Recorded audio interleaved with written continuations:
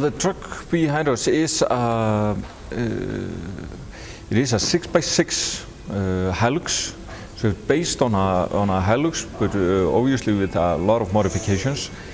The car is built to operate in Antarctica, to traverse Antarctica and drive to the South Pole with a great load of fuel, food and supplies.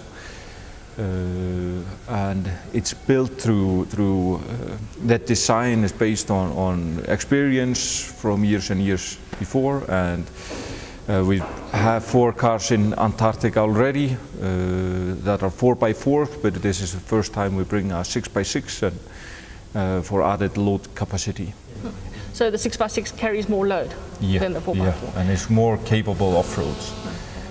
When you take the Hilux to start with, is it a South African Hilux? Yes, the Hilux is South African. It's built in Durban.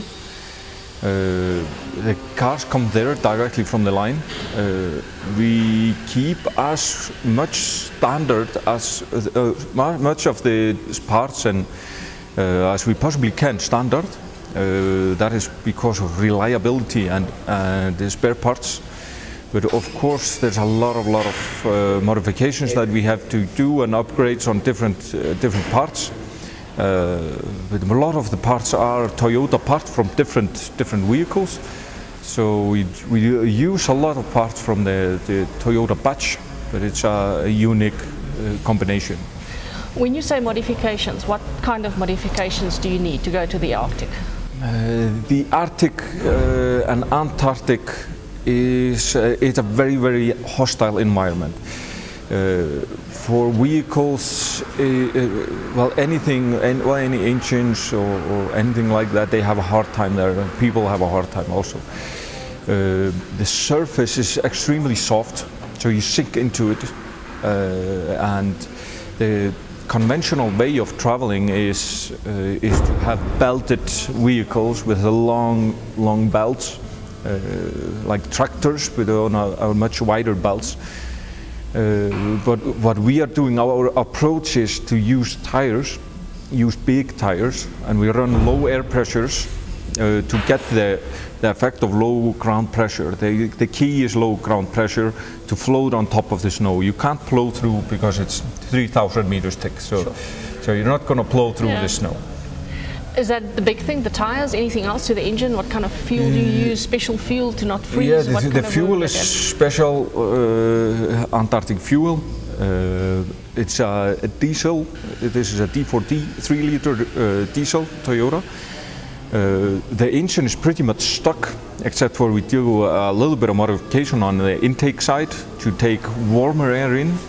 And also we run engine heaters that heat up the coolant while you're stopped, and when temperatures are below 30, minus 35, we run the cars continuously.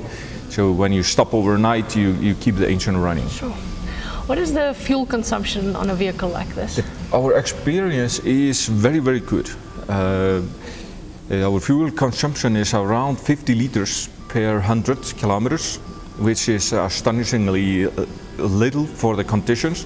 The traditional ways, the tracked vehicles are using between 250 and 500 liters per 100. So we are 1/5, 1/10 of the fuel,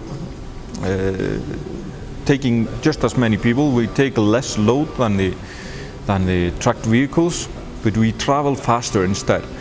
So we are doing, the speeds we are doing is, we are averaging around 40 kilometers an hour on the ice, on the plateau, fully loaded with all the fuel you need for the expedition, all the food, tents, camping gear, the whole thing.